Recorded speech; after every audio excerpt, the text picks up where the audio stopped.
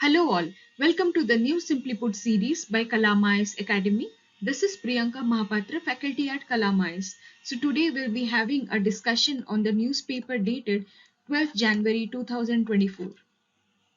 Coming to the explain section of the Indian Express newspaper, no articles were important, so we won't be discussing them. Coming to the text and the context section of the Hindu newspaper, one article was important about the India-Maldives relation, but this we have discussed in detail in the yesterday's video, so you can check that out. Coming to the UPSC Essentials. Yes, today we have taken the UPSC Essentials that has been published by the Indian Express newspaper. So we have taken 3 articles from there.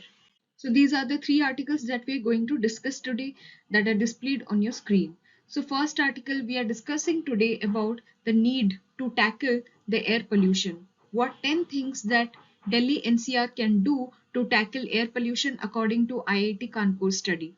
Then again, we will be talking about the impact of air pollution on economic growth. So this is a very interesting article about the impact of air pollution on economic growth, which we do not usually get the facts and the figures, the case studies, we do not get normally. So here we will be studying about that, which you can directly quote in your answers. Then we will be having a case study also where an IAS officer is bridging the gap in the learning outcomes. Okay. So the first article is about the 10 things which the Delhi NCR can do in order to tackle the air pollution according to IIT Kanpur study.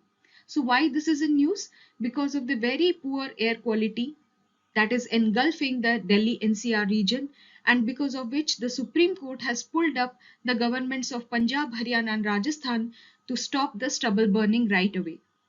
So stopping stubble burning is just one way of tackling the air pollution.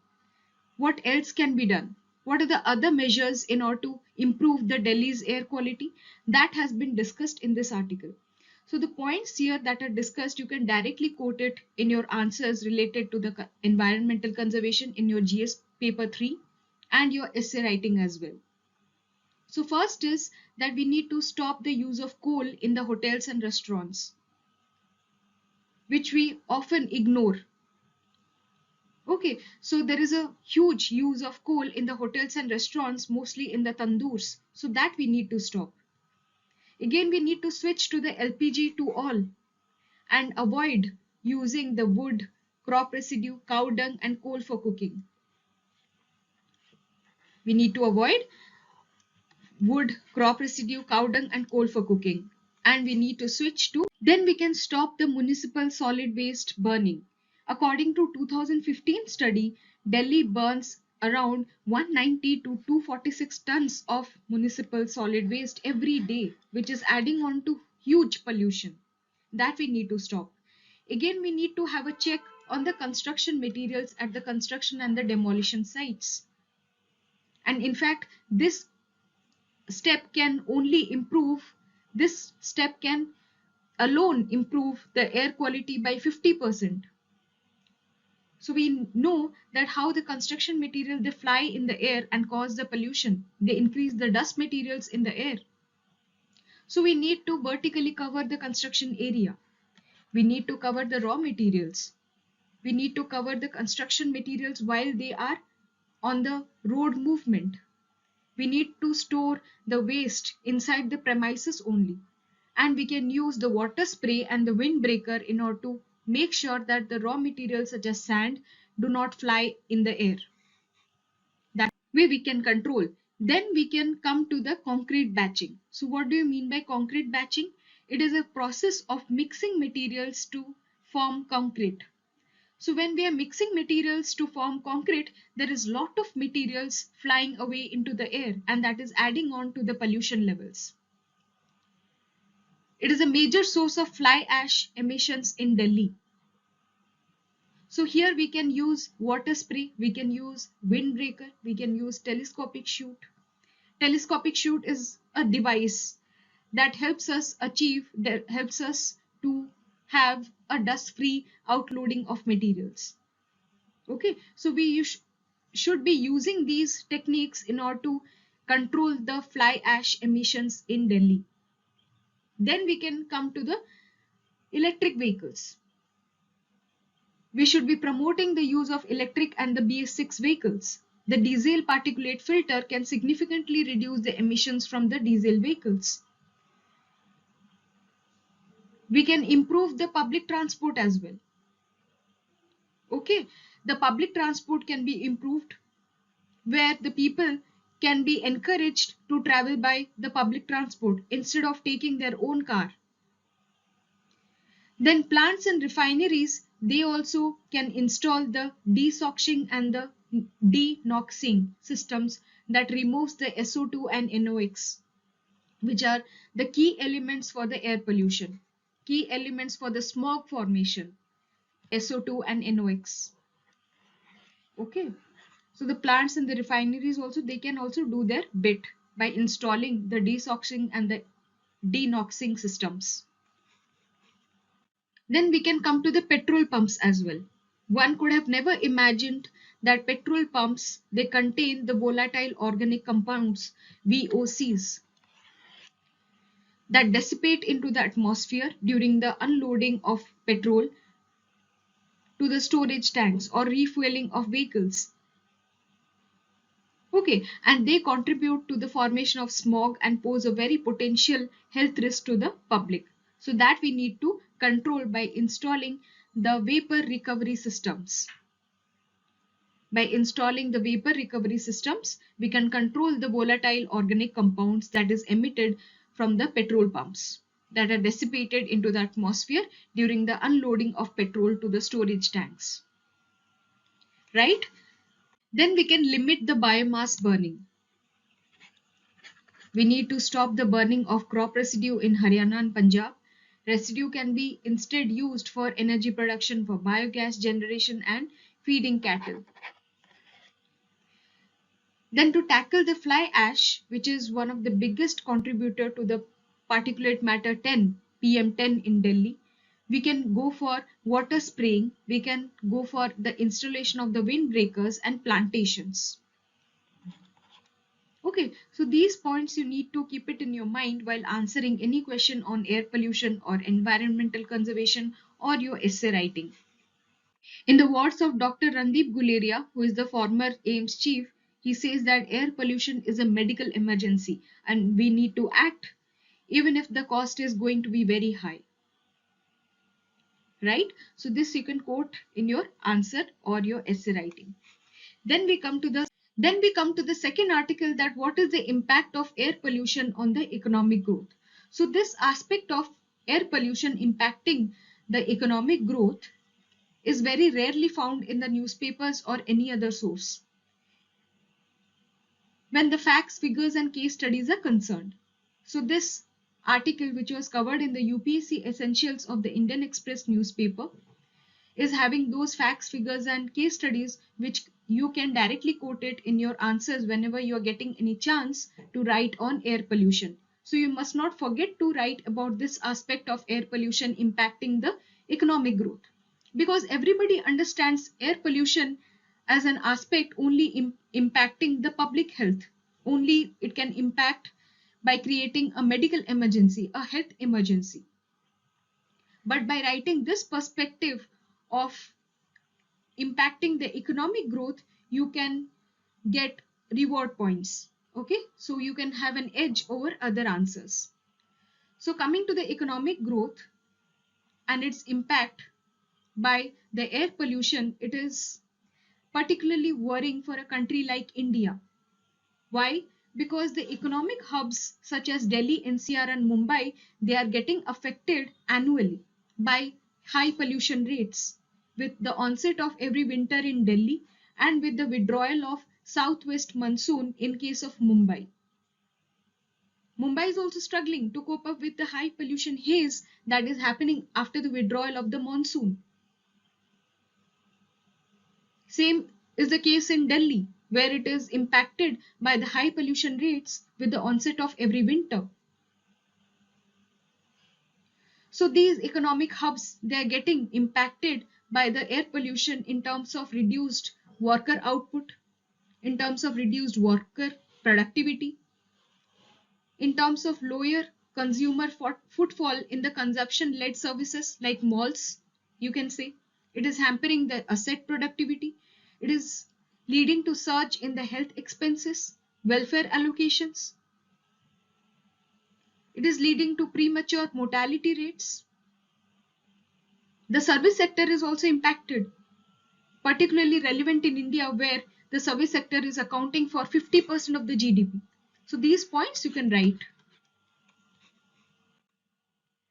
So coming to the facts and the figures, according to RBI's Department of Economic and Policy Research, which published the report Currency and Finance 2022-23, 4.5% of the India's GDP could be at risk by 2030 due to the lost labor hours from the climate change issues, from extreme heat and humidity. 4.5% of the India's GDP is at risk. Again, 50% of India's GDP comes from which sectors which are exposed to heat.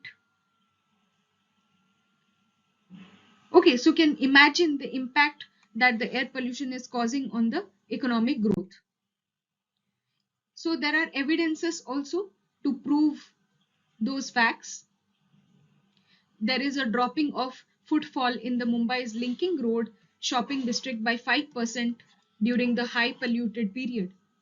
There is a decrease in productivity of a rooftop solar company by 13% on the high pollution days, thereby reducing the economic viability for solar in India.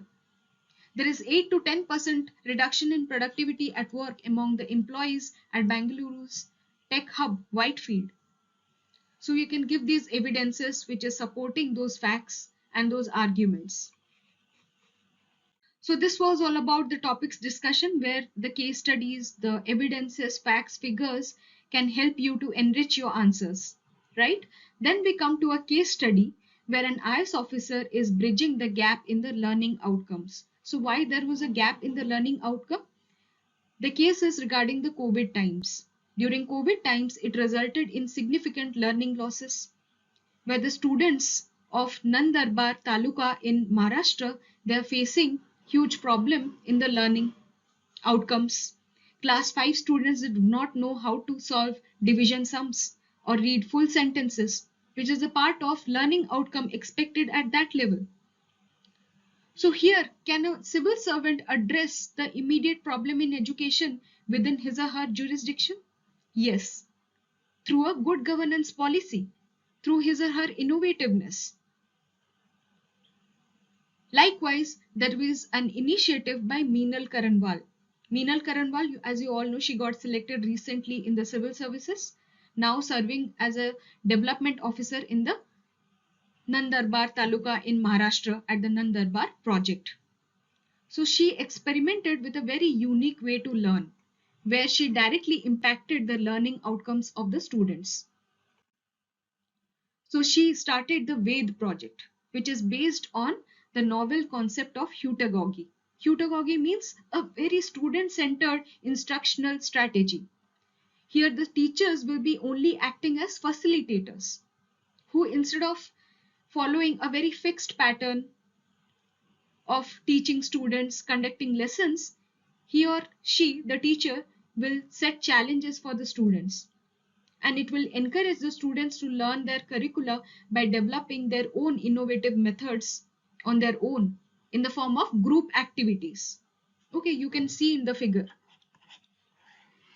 how they are hand holding each other, how the students, they are in the peer group. For example, if a child who is good at multiplication is given a challenge here to make it very simple for those in the class who are struggling with it. So this way of learning completely changes the traditional way of learning. The student peer group is created, then they are handheld by the teachers, by the regular interaction between them, and this becomes a part of their learning process. And here, days are also dedicated to implement remedial teaching based on peer challenges in a class. Teachers are also devising their own creative teaching learning material. In the age of smart classrooms, here teachers, they're devising their own creative teaching learning material using sand, pebbles, electric wires, ropes and the handmade cards. So this is a very unique way of learning, the Ved project. You can directly quote this in your answers to enrich your any GS answer related to education, related to grassroots learning, okay, related to grassroots implementation of learning, then related to your ethics answer, related to the role of civil services in your essay writing, right? So there, after the pursuing of this Ved project on the novel concept of heutagogy, it led to success. Okay, so it led to successful outcomes where we saw that at the end of 55 days of the project, 41% of the students could read an entire story. When it was only 20% of the district's students, they were able to learn an entire story. Now it has become to 41% of the students doing that, and nobody left at any beginner level, right? So this is how a change was created. The civil service officer became a change agent to bring a change in the society through his or her innovative approach. Okay, so this was all about this topic's discussion, and rest of the articles of the UPSC Essentials will be discussed gradually. There are many articles in that document. Okay, I'll be discussing them gradually with each day's newspaper analysis, right? And the short notes of this video discussion will be provided to you in the Telegram channel. That is our Telegram channel, Kalamais Academy. You can join there and see the short notes, and again the link for joining the Telegram channel will be provided in the description box, right? And do check the India Maldives relations in the yesterday's video as well. Okay, that also will be provided to you in the description box. Okay, until then, goodbye, take care, happy learning.